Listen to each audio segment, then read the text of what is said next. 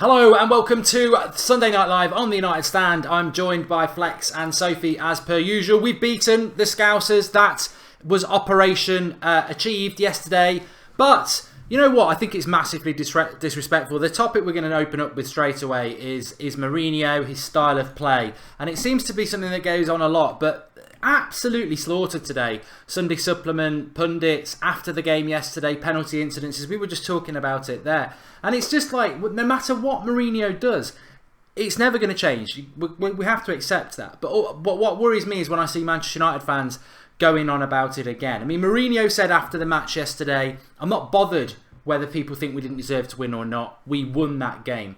There was a great, it was Sam Wallace, I think he was on Sunday Supplement today. I think the only bit that was relevant was where he said Mourinho would find it quite odd that fans are insistent that he plays an attractive brand of football. It's Mourinho way or no way. He will do it his way. He will be pragmatic. He will park the bus in the second half like he did yesterday. But if the results are delivered, then where is the argument? But what he did say, and I'll start with you, Sophie, this week, started with Flex last week, is he did say that this is a limited party for Mourinho. There's no sustainable future in it because ultimately, even in the 80s and the 70s when United were playing badly, they still had a reputation of playing attractive football. And he said, ultimately, Mourinho can keep winning and winning, but even yesterday, even though they beat Liverpool, there are still United fans saying, yeah, great result, but what were we doing in the second half? Why have we only got 35% possession at home? It's an unhappy marriage. And I think it's something we were talking about last week, that great result. I think we'll beat Sevilla. We're heading towards second place. Brilliant, brilliant, brilliant. But you almost feel like he's always one bad result away and everyone's going to jump on him again. Exactly. I mean, I've said all along, Jose Mourinho is the man to take on United at the moment. However, he's not going to change his style of play. He really isn't. And at the end of the day, fans will moan, but Man United is a business. And if we're winning games, we're second in the league. That's progress on last year. And if we're beating Liverpool, that keeps fans happy, obviously, in the short term. I can't see it changing. And as long as Mourinho gets those big results and he progresses, next season, obviously, we need to progress even more. But for me, he's not going to change his style of play. But at the end of the day, it's a business. And if that business is doing well, then Jose will stay in charge of Man United, whether the style suits the fans or not. At the end of the day, this is now the United way. Jose's way, whether we like it or not, that is the way of United. Yeah, couldn't have put it better myself. I mean, I wanted to ask Flex about it because, obviously we do the research for the Sunday show. I obviously watch the game, but I have it on mute because obviously I'm doing the watch along, and it's I'm not in the ground anyway. But apparently there was a few dissenters when Fellaini was brought on 70th minute for Rashford because effectively we came out that second half, and I think, look, I'm not going to lie. I'm a big Mourinho fan, but I'm not going to lie to people and say we didn't park the bus for the whole of the second half. You were in the ground. On the watch along, people were not happy about parking the bus, but I think that was overtaken by the fact that we're playing Liverpool. We just want to win, and it was very stressful. But within the ground, there was some dissenters when Rashford came off for Fellaini, and it was, oh no, why are we bringing the defender on? How was it in the ground yesterday in relation to it? Because I think we can all agree, even Mourinho haters, that the first half was bang on. Yeah. There were massive boos ringing around the whole of Old Trafford. As soon as it wasn't so much that Fellaini was coming on, like you said, it was because it was for Rashford. As soon as Rashford's number went up, everyone, even around me, was just booing, saying, "Why is he doing that? Why is he doing that?" And I asked fans in the fan cam. It's kind of hard to dwell on it, given that we've won the game. So you've got to argue that Mourinho made the right choice because we won the game. Rashford being on a yellow card. Liverpool having most of the ball, going through central areas. It probably wasn't a game for Rashford to continue. He hasn't had 90 minutes in a long while. There's loads of contributing factors. For me, I don't see that. I can see why it frustrated fans because it's a clear, in inverted commas, negative step. But for me, I think it's good game management. I mean, Mourinho said in his post-match press conferences, interviews, which I thought were really good. He hit the nail on the head. In the first half, we were brilliant. We tried to play attacking football. We didn't dominate the ball as much as people think, but it was controlled. And Mourinho was, if you listen to what he said there's two ways of controlling a football game. You can control a football match with the ball, and you can also be in control of the game without the ball. And I thought that's what we saw against Liverpool. Yes, okay, it was kind of parking the bus, but it was a controlled parking the bus. We were 2-0 at home. to Liverpool, and it's kind of like what you said in one of your previews, Mark. Like, you know, what you're supposed to do: open the doors and let the ninjas run out and fight in the street. We're at Old Trafford. We're 2-0 up. Bring it on. We don't have to come at you. Now, I know people will say that's not the United way. We should go for 3, 4, 5. But say Mourinho didn't shut up shop and let Liverpool, didn't plug the hole, didn't plug the sink. Liverpool keep coming wave after wave. You know, they got the lucky own goal. Then they get second. You know, then what? Then everyone's going to be saying, Mourinho, he didn't, you know. Mourinho prides himself. I know he hasn't won the title this year, but in the league and his style of play, he prides himself and bases himself off a strong defence. And we defended fantastically well. I don't think people are actually realising there was blocks after blocks, people winning headers, 50-50s were made ours, second balls were made ours, game management, wasting time. You know, so it's all good people saying we parked the bus in the second half, but I think Mourinho's spot on. Liverpool forced us into that, to be fair to them. They had to come out and play. So, you know, you concede possession, you think, all right, come on, break us down. De Gea didn't have to make a save, a proper save. He did not have to make a save. That because of the defending. So I'm not having that Mourinho nonsense, park the bus nonsense. It was fantastic game management, considering how Liverpool came out in the second half. Yeah, Team Killer says when you're 2-0 up, you shouldn't park the bus. We were inflicting pressure upon ourselves. But you know what? I just think in the context of what happened yesterday, I'm more than happy to open up a debate like we have been over the last few weeks about the style of play, and like Sophie was saying there, and maybe it's an unhappy marriage that will end at some point. But reality is Liverpool got shut down yesterday. I think we could still be playing that match now and they wouldn't create a chance. He knew at half time, I can shut this down. And as Flex says, if he opened up and Liverpool did us, then, you know, it's a different story. The reality is we got 3 big points, and you look at the table today, Liverpool are suddenly looking over their shoulder for 5th because they're only 4 points ahead of Chelsea. We're 9 points. Those 3 points are huge, and you know, we're not where we want to be. I mean, I think people need to say, well, where does Pogba fit into this? Well, yeah, we didn't have Pogba yesterday. We didn't have Martial yesterday. Liverpool had everything they've got. Liverpool came in with this bravado. We're going to tear you apart. The tweets are out there, and I think it was just really naive. You've got one plan, and Mourinho dealt with it comfortably. We go to Sevilla now. This is Manchester United. This is a big club. I don't think we need to go, oh yeah, we beat Liverpool, that we're brilliant. We're still miles off first place. It's just a step. It's just a step. And Sevilla's the next step. And Tuesday night, Sevilla might play us off the park and beat us 4-0. And everyone will be like, Mourinho's crap. Oh, it's negative football. I'm not going to say that we will win. I think we will win, but it's just a step. It's not like no one's saying yesterday is acceptable. It's just brilliant. It's a great result in itself. The next thing I want to talk about is the reality that we didn't have Pogba yesterday. And I think it was a really interesting thing, Sophie, because not do we miss Pogba, because I think obviously we miss Pogba. He's a world-class midfielder, I believe. But did we miss Pogba yesterday? If Pogba had played, where would he have played that would have made us do the job any better than yesterday? Because I don't think he could have done the job of Matic and McTominay sitting in the midfield, which you'll know yourself. And then you've got Rashford, who was fantastic. You've got Mata and you've got Sanchez in a more advanced position. Maybe he would have put Sanchez on the left, Rashford wouldn't have played, and Pogba would have been more advanced. I think in many ways Pogba not playing almost enabled us to play that perfect game yesterday.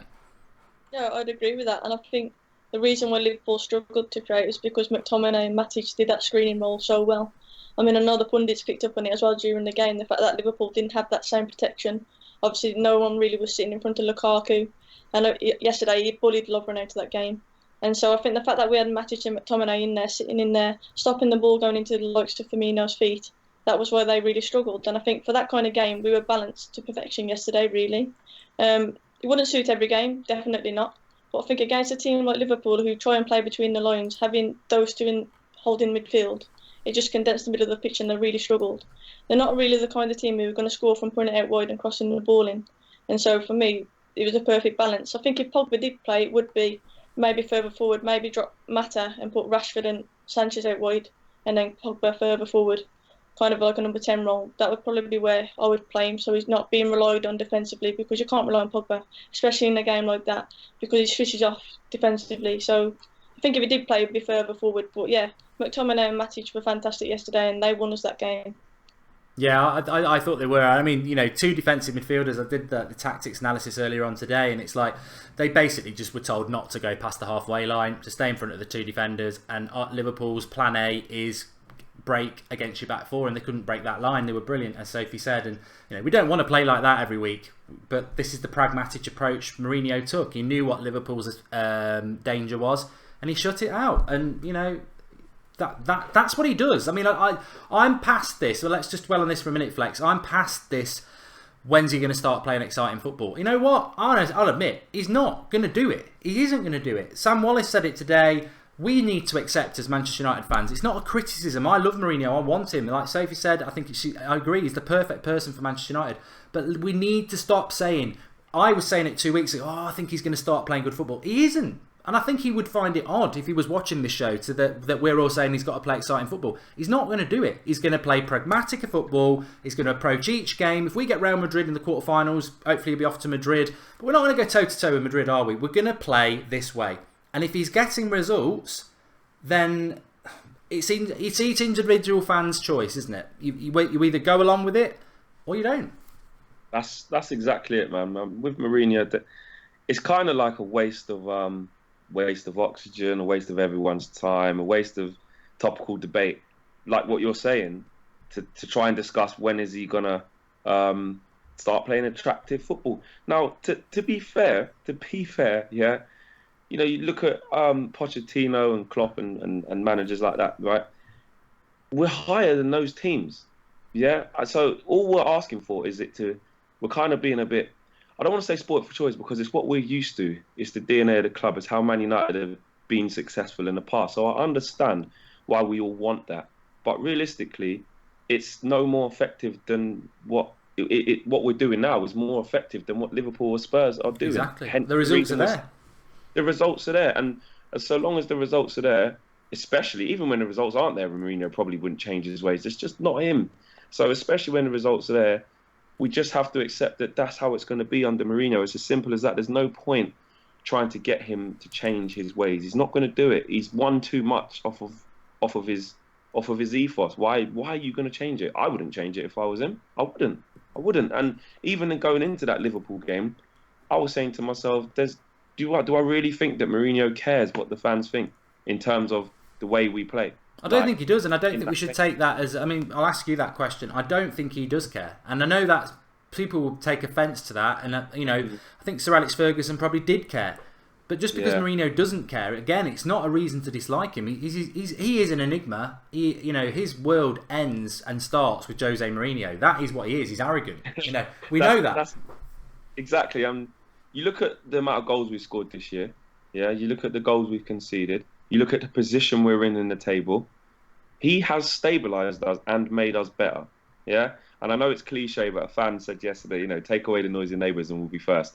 I know that's a bit of a silly thing to say because, if my uncle was an auntie and all that nonsense, yeah. But at the end of the day, we have got better. We have. The progression is there to see. It's just not as quick as we would like. And I think it hurts more the fact that City are so far away from us and obviously their style of play. That's what hurts us most. If it was another team doing it and we weren't as far behind, there wouldn't be as much Jose haters. I'll tell you that. If we were 6 points off the top and it was Chelsea who play the way they play, there wouldn't be all this Mourinho out nonsense. It's because it's Pep. It's because some people thought they wanted him first and think we just got Mourinho to react to that and all the other nonsense and it being City. That's why it hurts so much. And Mourinho's got to try and find a way to claw that gap back. 16 points which would probably go back to 16 points, whatever it is when City play against Stoke. We don't even look at City what they're doing anymore. They won the league, we know that. But I think it's up to him to find a recipe in the summer to do it. But I think we have got problems of our own. Like just to touch on the Pogba thing, I think in that game he's not disciplined enough off the ball. When we're out of possession, he's slow getting back into position, and I think he's actually defensively poor, very defensively poor. He doesn't have a good understanding from that. And when you get the best out of him, like Soph said, it would have been higher up the pitch. He would have been I think he would have been detrimental to us in that game. And I know that sounds awful. As good as a player Pogba is, I'm almost inclined to say, people say, Fletcher, you're mad, but I don't know if we win that game yesterday with him in his current form. And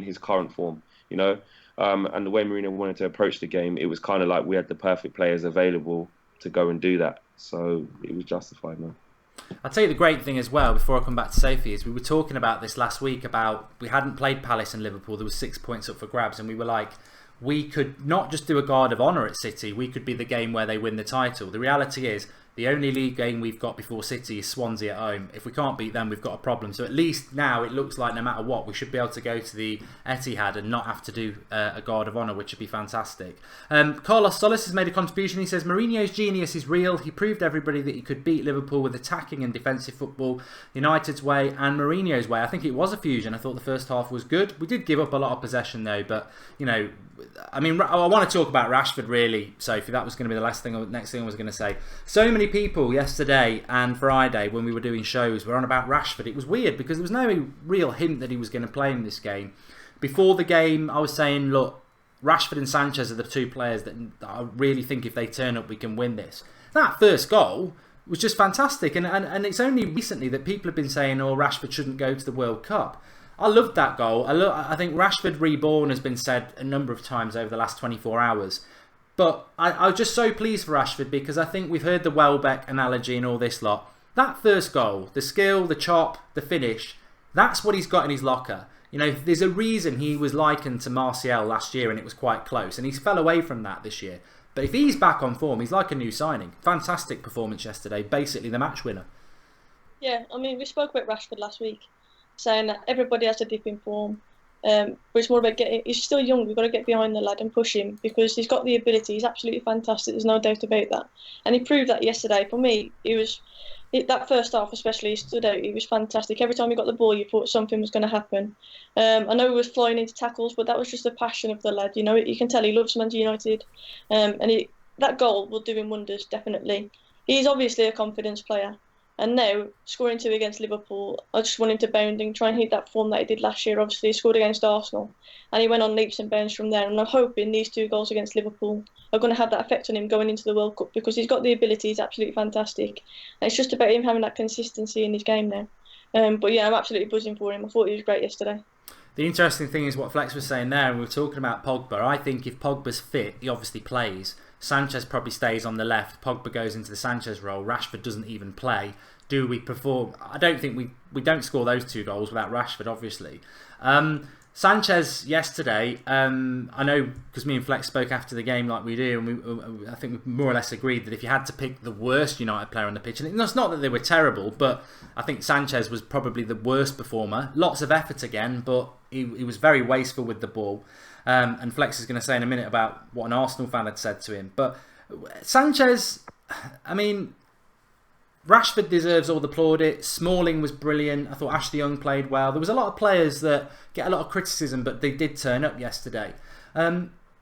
Sanchez didn't really turn up when you think about the money we've spent on him and everything like that. He's still not quite there. Of course, he's got to have an adjustment, and I don't think anybody needs to have a pop at him. You know, I think he will come good. He's a great player. But again, another game where he didn't really grab hold of it. Lots of effort, but he's not grabbing hold of it. What did you like Sanchez centrally yesterday? Where would you be playing Sanchez? Do you think there's a reason why he's not really hitting the ground running at the moment? Good question. I always thought Sanchez centrally would be where he's most effective because when he plays out on the left, it's when he cuts in and he makes stuff happen. That's when he's really effective in games. What I did like about him yesterday, though, was when Rashford went off, obviously, when he played that role. And his discipline, tracking back, it was fantastic. He could have easily switched off there. He hadn't been doing it all game. But you know what? I thought he did a fantastic job for the team there, filling in. And like if Martial did that, for example, I don't think he would have done the same job. So I think credit to Sanchez there. He could have easily switched off. He wasn't having the best game. But yeah, without him doing that job for the team, we could have conceded. In terms of going forward, he wasn't as effective as I'd like him to be. He gave the ball away a lot. I know he gives the ball a lot away because he's taking risks and he's trying to make stuff happen. And I think you have to kind of acknowledge that he's trying to make stuff happen. But sometimes for me, he just needs to keep it simple. He's trying little dinks over the top and stuff. It's like he's trying too hard.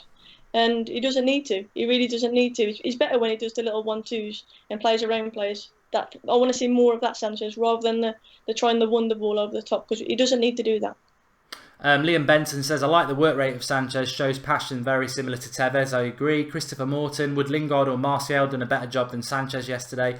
I think so, but long term's different. And Paul Robinson says, anyone really worried about him, he will be our best player, which I would agree with as well. And as Sophie was saying there, Flex, I think if you're picking a Manchester United player, he was probably the worst United player, but that doesn't mean he was bad because everyone played really well. But he effectively was a midfield three. I know he was tracking back as well. But you spoke to an Arsenal fan who said they think that he's on the way out. He's on the decline, and they're glad they've got rid of him. Deluded. Yeah. Do you know what? Yeah, there's a few Arsenal fans who I know quite well, family members of mine as well, season ticket holders. They've been on the whole Sanchez journey, and they do say to me a lot that he's lost a yard of pace. He's not as good as he was. He isn't that same Sanchez now.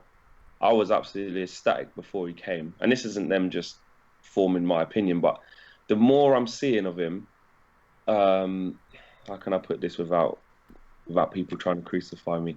The more I'm seeing of him, the more I'm getting slightly worried that I don't know how good he's going to get under us. I don't know.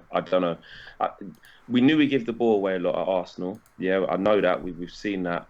There were times in the second half, first half I thought he was good, and just on the central thing, playing closer to Lukaku, I think that works. That does work.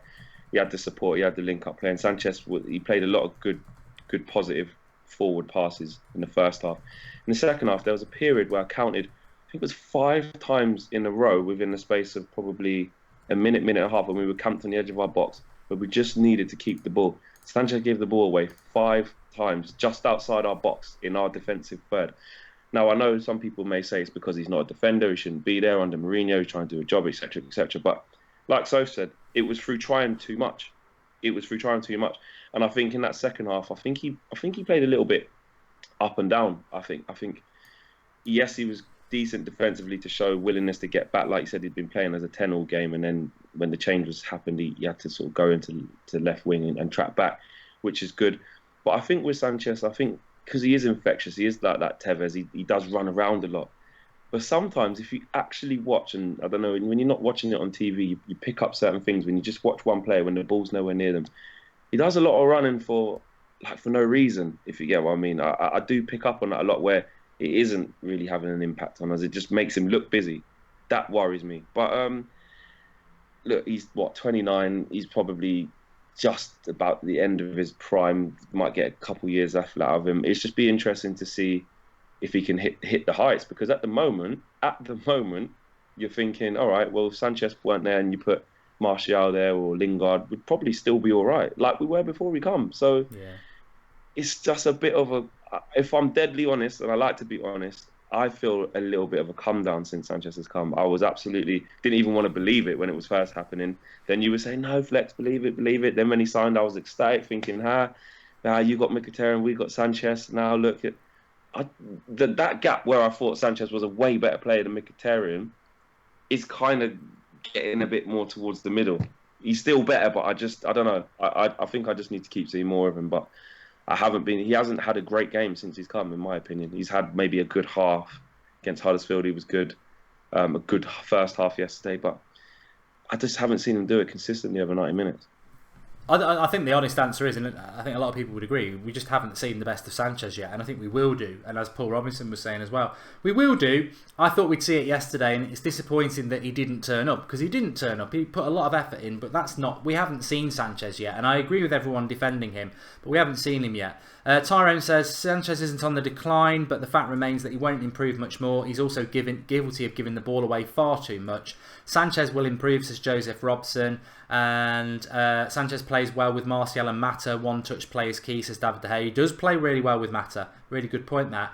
And then Playlist Account said, at the end of the day, he had a better game than Mo Salah.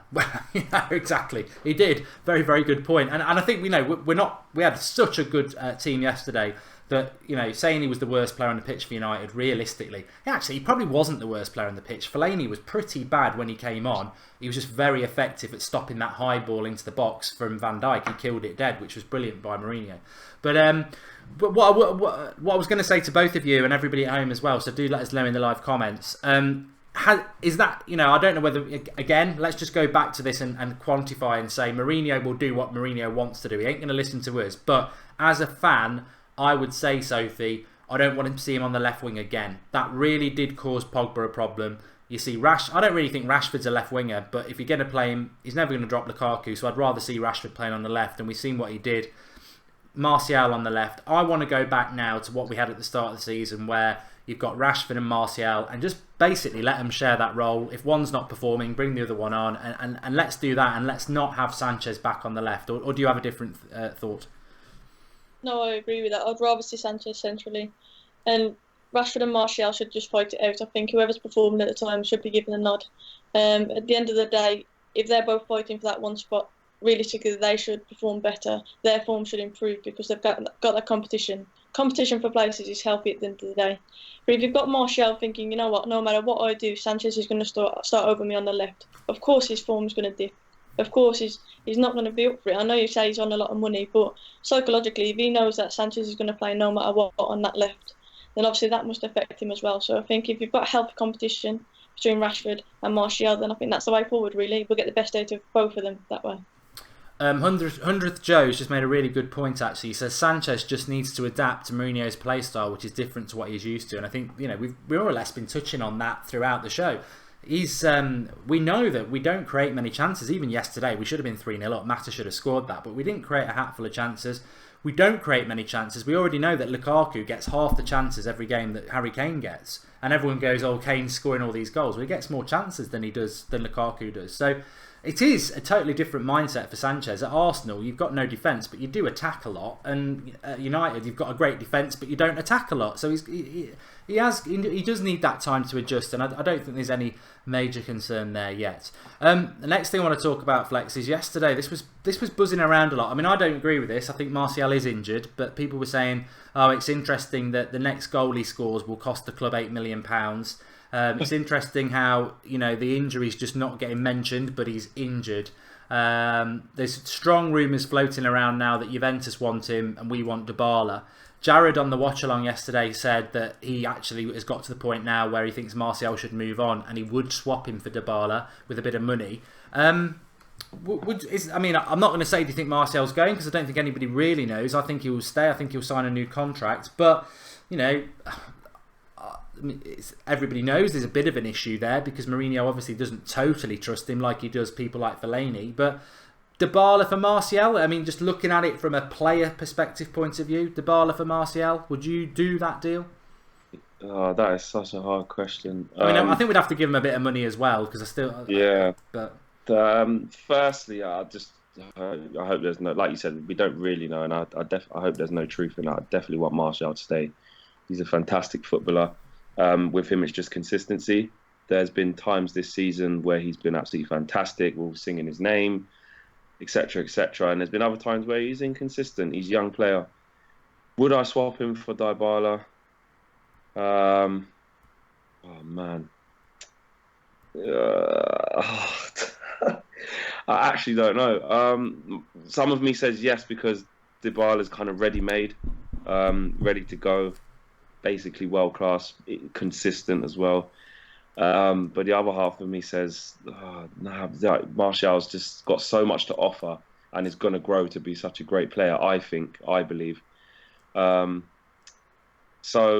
I'm not going to answer that. I'm going to say I don't know. I'm actually going to sit on the fence on that. I'm not going to give an answer because I love Martial. I think he's one of our best players, man, and I want to see him playing again. So I don't know. I've actually chickened out of that one, I admit. I hope you get splinters sitting on that fence. Sophie, what about you? Martial for Dybala. I mean, Dybala's a bit of a number 10, isn't he? And Martial's obviously a striker, stroke winger. Was that a deal that you would do? I mean, I know somebody, Sean Hunt says there, Martial needs to do more. You said that yourself. I mean, we've said it about Rashford as well. I mean, it's not a criticism to say somebody needs to be a bit more consistent. I think a lot of people believe in Martial's talent. They're both absolute quality players, no doubt. I would love to see Dybala in a United shirt, but for me, it depends on Martial's stance. I mean, would you be happy at the moment if you were Martial in his situation? I mean, if he's unhappy, then for me, yeah, I would do the deal. Because what's the point in having an unhappy player? You're not going to get the best out of him. So if that was the case where Martial was not happy, then yeah, I would do the swap deal. But only if that was the case, because for me, Martial's got a lot of ability. He's already proven in the Premier League. it just needs to be played in his position, and he needs to be given a run of games in order to build that consistency. So I think it depends on Martial's mindset on that deal. So I'm kind of sitting on the fence as well. But yeah, if he's unhappy, then I would do the swap deal. Salford Reds MUFC says, I wouldn't swap. Martial is young like Pogba and they'll both improve. Wouldn't let him go for anyone, says Binoy Parak. And reunite Pogba Dybala, wicked chemistry, but he can't sell Anthony, says HB. Jose out if Martial leaves, says Kenzie. Again, Mourinho won't care about selling Martial if he does, which I don't think he will. But look, I think we've said it a few times. Mourinho's going to do what Mourinho wants to do, and he'll live and die by that. You know, that's his way. It's the Mourinho way, and I think we need to accept it. And there was a great comment from somebody before, and I'll never find it because it's whizzed by. But the reality is, last season we got 69 points. We've got 65 this year, and we've still got 8 games to go. Again, the progress is so real. It's a weird situation, and I actually take it as a positive. I take it as a positive because I think here we are, quarterfinals of the Champions League when we beat Sevilla on Tuesday, hopefully. Quarterfinals of the FA Cup next week. Second in the league comfortably now with a 5-point gap, or 4 points on Spurs, I think. And United fans are still not sure about the manager. That shows you what this club's all about. We want the dream, and that's what the club's always been about. So I ain't got a problem with fans who want great football. But I personally, I do back Mourinho. I don't back him on this. He's done it again. He's come out again today saying Fellaini, loving Fellaini again. Oh, Fellaini yesterday was brilliant. This, that, and the other. I spoke to somebody this morning.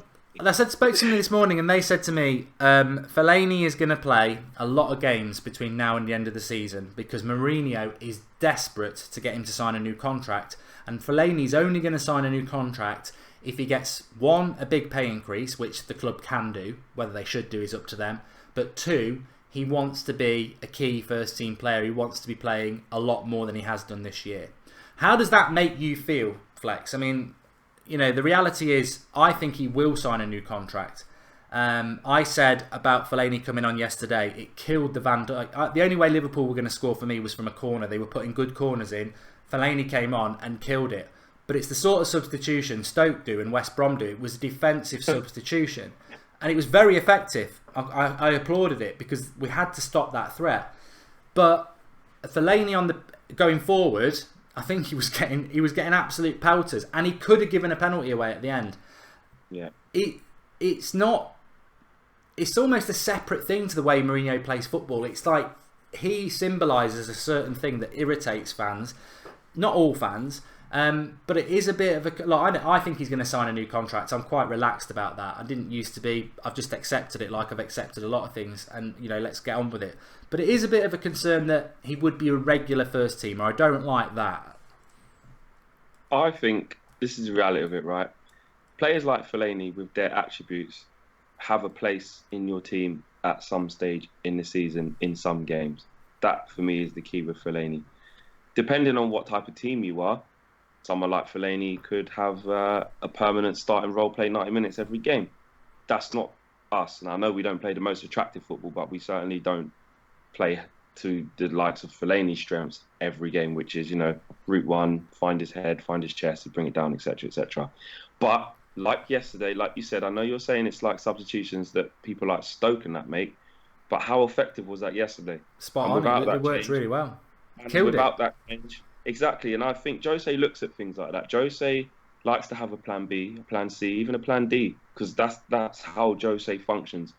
And he likes players that are big, strong, good in the air, and can take away the attacking dominance of another team. And in certain games, that is Fellaini. Now, for me, I would like him to stay only because he has a place in certain games, and we've seen that. I remember last year when Fellaini was actually in a bit of good form. I think it was the semi-finals of the League Cup. We needed to beat Hull. We scored good goal at the time against Tottenham from the season before last. Played in that inside left channel. Tottenham just could not deal with him. There are some times when you look at Fellaini in a weird way and you think, bloody hell, he's unplayable. They just can't deal with him. He's just all arse, elbows, arms. Do you know what I mean? He's a very awkward, messy player, which is very tough for opponents to deal with. He's not a messy player. I've got to correct that. He's nothing like Lionel Messi. You ask the centre halves and defenders, do they like when Fellaini peels onto the fullback and starts bringing the ball down and winning fouls. No, they flipping hate it. And if I was a centre back or right back and I saw him coming over to me and being all aggressive and flinging elbows about, sometimes you need it. So I'm saying it would be good to keep him just for in the locker because you're going to need him. But that's kind of selfish. But we're a football team. We need different characters. We need different styles of play. But in terms of begging him to stay with him, demanding more game time and all that, nah. Yeah, if that's how it is for Fellaini, then laters, because I don't want you to be that guy under us. I think everybody would agree with it from that point of view. I mean, the way we've sort of publicly begged him is just a bit embarrassing for a club like us. But again, Mourinho does what Mourinho wants to do, and we have to accept that. I mean, this is a good point from David De Gea. He says, Fellaini goes, we get 2 midfielders, which I think is the exciting thing. Forget who it is. If Herrera goes, we get another. We know we're getting 1 because Carrick goes, but if we lose another midfielder this year, we're going to get 2 in. And I think everyone's dreaming of a Fabinho and a Milankovic-Savic because we know we need to improve in that area. That's a good point. Anthony Curnow says, you don't win titles with Fellaini in your team. Get rid. John Fielden says, too big, too clumsy, like the butler in the Addams Family. And my God, are we seriously condoning limited player like Fellaini? No, we don't need him. Our style wouldn't change as long as he stays. But let's imagine he does sign this new contract like I think he will, Sophie. And that involves he's got to play pretty much regularly as a first teamer. Where does Fellaini actually fit into that team is a good point. Because if Mourinho's begging him to stay and Fellaini says, I'll stay, but I want to play most games in the first team, where does he come in? Because I was saying yesterday, and I said last week, as much as I'm still not 100% sure McTominay's going to make it, I've seen really, really brilliant things like yesterday. I would still start McTominay over Fellaini every single time because he's quicker and he's got a really good range of passing, and that's what we want to see. So where does Fellaini play in a United team if he stays and starts playing regularly? Can you see a spot for him, or does he just make us a bit? He doesn't actually make us any better. I can't see a starting spot for him, no, not at all. We signed him when he was really effective at Everton, playing further forward, winning flick-ons, holding the ball up, just causing mayhem for the opposition's defence. That's when we signed him. And for some reason, we decided to use him as like a ball-playing, holding midfielder, and he's just not. He just really isn't. I agree with Flex that he's a weapon, and if you're the opposition team and you've got to mark Fellaini, you're not going to be looking forward to that. So I do think he's the kind of person you bring on to try and, like yesterday, compete with the likes of Van Dijk if you're under the cosh a bit at the back. We say he did nullify that threat in the air, however he did need to concede a penalty with the ball on the floor. So there's also that side to his game. He's a bit of a liability if you look at when he came on against Everton as well and conceded the penalty there. So it's just a bit like you've got to be careful where you put him. For me, further forward causing problems, like in that Spurs game when he was absolutely fantastic. We were pinging balls, diagonals up to him, and he was just an absolute nightmare for the Spurs defence to try and mark, and he was winning everything. That's where I would like to see him if he's going to play at all. But you can't tell me he's going to start in that front three or up there. He's not going to start there, is he? So for me, he's more of a weapon to bring on to suit the game, whether it's to win headers from set pieces and corners, or to just try and hold the ball up at the other end. That's where I would want to see him. Jonathan says, if Fellaini signs a new contract, I'm off to watch golf. Look, you know what? I actually think he will sign a new contract. Somebody just said then he's trolling you all. He'll score the winner against Sevilla on Tuesday night. It wouldn't surprise. It wouldn't surprise me. I think Flex. He scores big goals. He does, and he's not. He's not totally useless. I just think actually we've probably just agreed there that if he stays, you use him like we did yesterday for certain roles. And as has been said on this channel so many times, and Sophie's totally nailed it again. He's a number 10. That's his position. He's a number 10. Get him on the edge of the box. Leon Osborne at Everton used to train with him and said, we used to say to him, don't come anywhere near our box. You're so clumsy, you'll give penalties away. But in the opposition's box, he's a bloody nightmare. And we suddenly... If he played number 10, come on. If you saw the team sheet, and Fellaini was number 10 instead of Sanchez or Mata or Lingard, whoever, there'll be uproar. I think he's a last 20-minute player. I don't think he's a starter. And also, I don't know, Moyes did it, Van Gaal did it, Mourinho did it. They've turned him into this CDM, and it's like he's got no attributes to play there. But stick him in. Yesterday I thought he was poor when he was on the ball, but superb at just killing Van Dijk, and that was the threat. Mourinho saw it. Their corners are really good. The only way they're going to score against us is from a corner. brings Fellaini on. Van Dijk never got near anything again, and that is brilliant. That is brilliant, and that as to have that option until you get somebody else in, fine. But it would worry me if we offer him the world to make him stay, and then he becomes a first teamer, because it's like, whew, where do you find a place for him from the bench? Last 20 minutes as a number 10, like Sophie said, or flex. You know, he's got a role to play. Yeah, I'd worry. But some people think he'll go, some people think he'll stay. We'll see. But Mourinho is desperate for him to stay. And that's very obvious. Loves him. He absolutely loves him. He always will. Let's bring the mood. Well, I wouldn't say we brought the mood down, but this was quite an interesting one from Mourinho. Again, I just think we should just call. I think we did call it the Mourinho way. It's my way or no way, and I think that's a running theme through the show, because yesterday in the press conference he didn't hold back in having a pop at Gary Neville, who's a class of '92 legend, and you know pretty much can say what he likes and everyone will bow down to him, because you know he's a very powerful man in the media, Gary Neville. I think he was a bit misquoted. I think he said something along the lines, I don't even know what he said. I think it was something along the lines of Rashford's lucky not to get sent off. I remember when we played Man City a couple of years ago, and I actually called him an idiot on Twitter, and he replied. And I got a lot of stick because he said that Company shouldn't have got a second yellow card just before half time at Old Trafford, and for me it was blatant, and I was like, how can a bloody United legend not say that's a second yellow card? And he said something like, you don't want to see people getting a red card in a game like this, and I fell into that trap.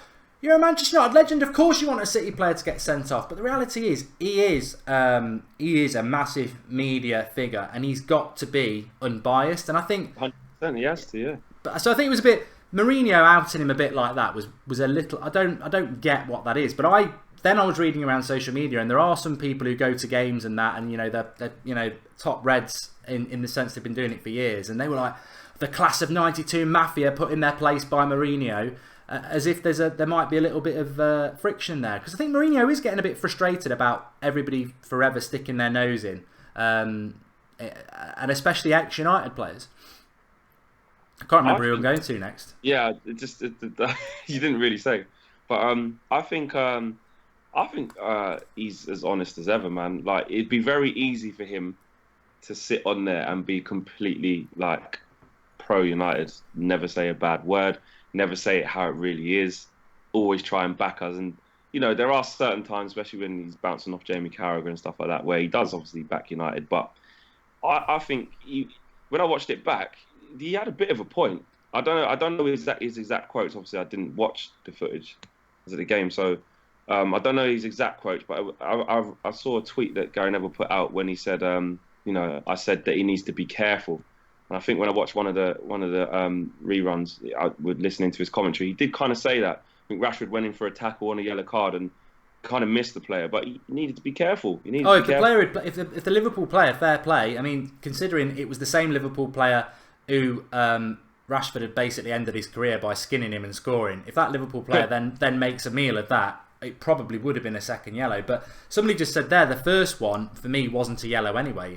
He didn't even. It wasn't a yellow. But yeah, I mean, what do people expect of Gary Neville when he's paid a lot of money to be a pundit? He's not paid to be a Manchester United biased pundit, is he? You know, Carragher does it with us. Gerrard the other week was on about how great United are, and it's like, come on, you hate United. We know you do.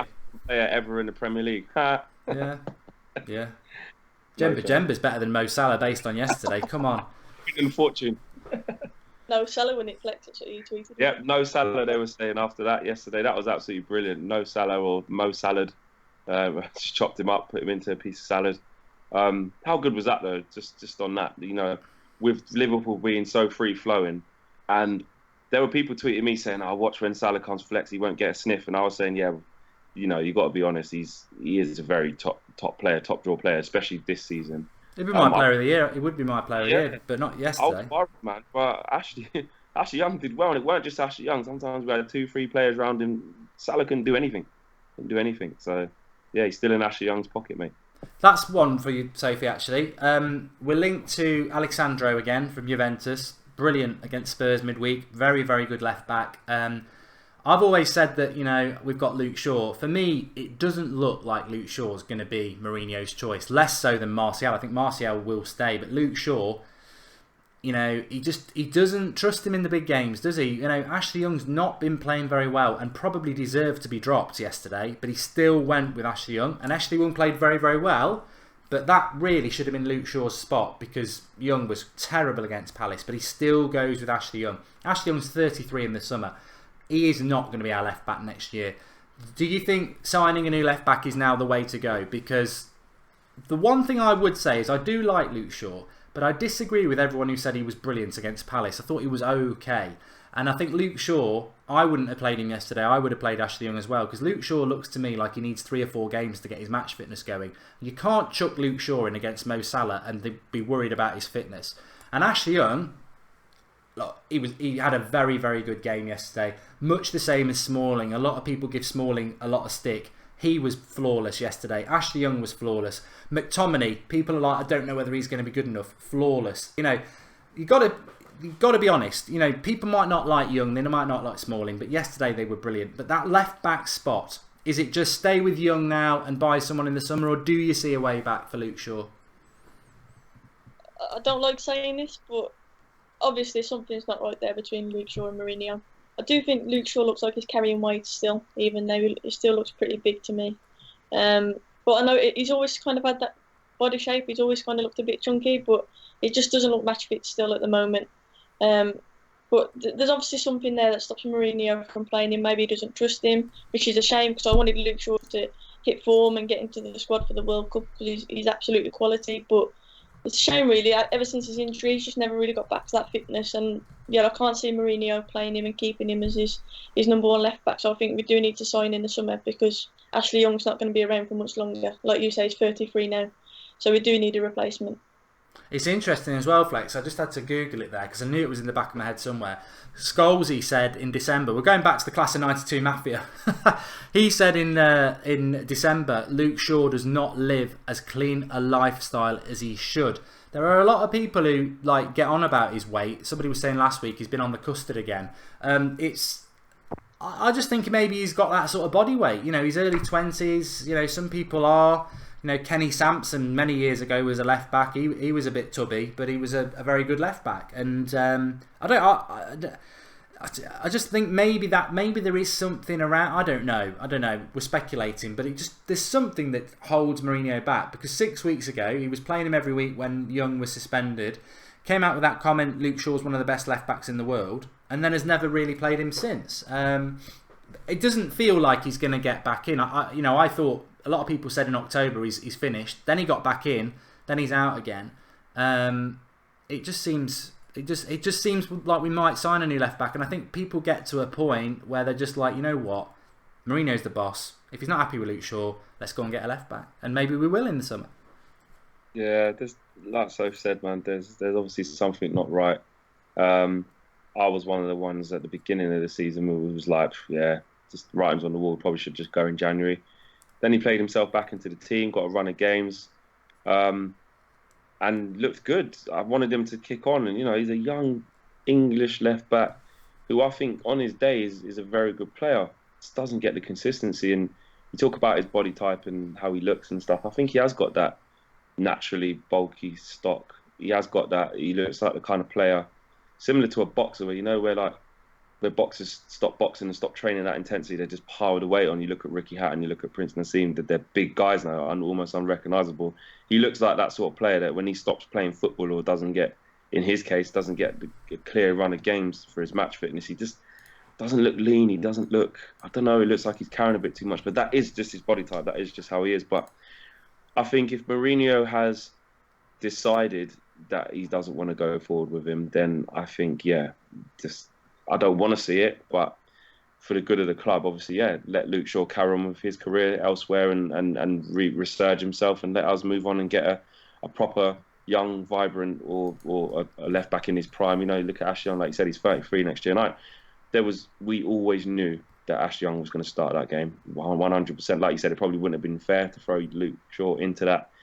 And Mourinho trusts Young, and to be fair, Young has earned that trust. He has earned it, because even me a couple of years back, I'm thinking, we've got Ashley Young left wing, we're playing him left back. What's going on here? What is going on? But in a lot of big games, he does turn up. He does turn up, and he's got good lungs. He's got 2 good feet. Does give the ball away a bit, and isn't the finished article as a left back, but he's a convert to a left back, isn't he? That's not where he's played. But when he gets into attacking areas, he's decent at crossing. His passing's all right. But I do think, linked with Alexandro, very good player. We saw how good he played against Spurs. And we know what player he is. And people putting in the comments there about Sessegnon from Fulham. That's maybe a decent shout. It's not a ready-made now. He's young. I think he's 18, Sessegnon. So yeah. That's probably one for the future. But he wouldn't be ready to come in and hit the ground running yet. But but Alexandro definitely is. So I'd have him all day. And I don't want it to be the end of Luke Shaw, but it certainly looks that way. Like I said, Mourinho hasn't even played him since he said there's not many better left backs better than him. Cole Peckering mentions Ryan Sessegnon. I think we've got no chance. I said this yesterday. If you look, apart from Paul Pogba, how many players do we really pick that are young players? I don't think Mourinho will want to go there. I think Mourinho wants, again, the Mourinho way. He likes experience. He wants ready-made players. Sanchez, Matic, he wants players around that age. So I don't think we'd go for Sessegnon. I think Sandro is mid to late 20s. Absolutely perfect. But just on what Flex was saying about Ashley Young, I think Ashley Young is his first choice left back, and it's the Mourinho way. I don't care what the fans want, it's my way. I also think, and we'll see what happens with this, as much as I've been very impressed with Smalling, and Bailly's back now, what a return that was, I think that when Jones is fit, Jones will be playing. And I know none of us are really happy about that, because he's cost us a lot of points this season, but Mourinho won't care. It's what he wants to do. And I think Jones and Bailly are his first choice centre-backs. So it'll be interesting when Jones is fit again. And Jones has cost us a lot of points, but I think he's Mourinho's man. Anyway, so if you've got one for you now, if you thought Martial for Dybala was tough, it's another Juventus Manchester United rumour, and this is even tougher. I don't even know if you can even answer this one. It seems really unfair to ask you both. But apparently, to do with Alexandro, there's a player that Juventus want from United, and he plays in the same position as Sandro, and they would be interested apparently in some sort of swap deal, and his name's Matteo Darmian. Would you let Darmian go for Sandro? I don't know. I think it's a tough one. Can I have some thinking time on that one? I think I'm going to yes, I would do that swap, definitely. Darmian, obviously, I do feel a bit for him. It's just, he started off so well in the United shirt, and it's just not worked out for him, and I think for his sake as well, he needs to go back to that league. It's suited to him in order to keep his spot in the Italian team as well. I think he needs to go back there. So yeah, I would definitely do. We've got nothing to lose, have we, in that swap deal, so why not? I think Darmian will definitely go back to Italy this summer, whether it's Juventus or not. And I think it's time for him to go. We need to bring in a couple of players in this summer, don't we? And it's interesting actually, Flex, that Carrick is just not used anymore. And do you think that's just an age thing? You know, he's using McTominay, and he was great yesterday, and he just doesn't use Carrick. And I suspect, and I think many people feel it's probably just that he can't do it anymore. Yeah, I think for sentiment purposes, it would have been nice to get Carrick involved in some more games. But the way McTominay's been playing, to be fair to him, I know he got taken off at halftime against Crystal Palace, but that's really the only foot he's put wrong. He's earned his starting place in that centre midfield, to be honest. And obviously, Matic has played well all season. So just even on form, forget reputation and experience. On form, McTominay's our in-form midfielder, and obviously so is Matic. They're the two spots. And Herrera's been injured. So Carrick hasn't even found himself a chance to play himself into the team by anyone playing badly. McTominay hasn't been injured. Matic hasn't been injured. So I can understand that. And then you've got the Pogba situation whether he plays in the free or not. And so, yeah, it's a bit of a sad one. You'd like Carrick to, play a little bit more in the season. But unfortunately, the good of the club or the good of the team will always come first over sentiment, and as it should, I think, in a competitive season. So I don't think we can have too much arguments about that. But it would be nice to see him play a little bit more. Maybe come off the bench last 15 minutes in game sort of thing. But some of the games we've been having haven't really been that comfortable. So we haven't really been sort of 3-0 up, bring him on for the last 15 or something like that. So hopefully towards the end of the season, as we secure second, we can, or maybe get into the latter stages of the Champions League, need to start saving players, get to the semi-finals of the FA Cup. Hopefully, when we see those games, start coming in, you can start playing them in the Premier League more once we're not really playing for much and we're in the latter stages of those cup competitions. Yeah, I think hopefully that. I mean, the results over Chelsea and Liverpool again. people spend a lot of time having a pop at United about the way we play football, and even United fans do, but we shouldn't ignore the fact that over the last couple of weeks we've beaten Chelsea and Liverpool at home and put ourselves in, we've got Champions League football now. Unless we do something ridiculous, we've got Champions League football, and we might finish second, which a few weeks ago people were saying, oh, look at Spurs, look at Liverpool, look at Chelsea, we're in a real, we could end up sixth, and we've done absolutely fantastically. Firefire99 says, if you could bring a player in to be captain, who? I'm going to leave Sophie and Flex just to have a little think about that, because I just need to check the super chats and read those out, and while I'm loading those up, they can have a little think about who they would bring in as captain, or who they think should be captain from what we've got. And all of you lot, if you could just smash the like button, that would be great. Really good show so far. Let me find where these super chats are, because I've seen a couple go through and I don't want to miss them. Come on. Any thoughts on a captain, Sophie, that you'd bring in, or think that we've currently got? Bringing in, I think that's a tough one. I think if you want to talk about future captains, I could see Eric Boyer being a future captain. I just like it. He just goes flying into every tackle. Took my one. So it's Flex. I think he could be a future captain for United. He obviously loves wearing the United shirt, his passion, and he doesn't hold back with anything, which is why he's had a lot of injuries really, because of the way he goes flying in. If you look at his own goal yesterday, I have no idea how he even managed that. And you could try that a million times and it would never happen again. No idea. I don't understand that. It's so erratic sometimes. That's what I mean, but I kind of like that. I like how he goes flying into everything with 100%. And yeah, for me, a future captain, Eric Boyer. He was fantastic, and I was really worried actually straight after the goal, because I thought, he's going off injured again. We don't want him to get injured between now and the end of the season. He needs to start playing week in, week out, because he's such a big difference to the team. Pink Goat Quintus says, Alexi was good. He leads the team by example. Ali Harfuber has made a contribution as well. And David Jones, thank you, David. He says, what do you think the score will be on Tuesday? I'm a bit nervous about the game, because if they score, we need at least 2. Well, we go again, don't we, Flex? We go again on Tuesday night. What's your thoughts on that? I mean, are you very confident that we're going to win? I suppose the one positive is Sevilla do play good football, but they haven't got a good front three. Liverpool do have a good front three, and we absolutely dealt with them. So get the goals, get out a dodge, and go to the quarter-final. Yeah, the key thing for me is the momentum we've got going into this game. Chelsea win was massive. Crystal Palace win was technically even bigger considering the circumstances. And obviously then Liverpool was even bigger on top of that. It's kind of like got progressively bigger. The momentum we've got going into the game is fantastic, especially after a dull 0-0 in Seville. I am confident because I think Sevilla played the best they can play against us in Seville, and yes, it was down to that man again, David De Gea, but I think at our place we'll have a lot more of the ball. You have got to be wary, because it'll be very nervy in Old Trafford if it's sort of 1-0, 75th, 80th minute, because any little mistake, Eric Bailly scores an own goal like that again, and then, you know what I mean, it's a whole different ball game. But I think we'll keep a clean sheet against them. I think we'll win 2-0. But we've got to be on our game. We've got to turn up. I think the momentum's there, and the confidence is there. That's the main thing. And I would play the exact same team that just played against Liverpool, in my opinion. That's the team I'd play. So, are you confident Tuesday, or do you think it might be a little bit tougher than we're getting away with ourselves a bit?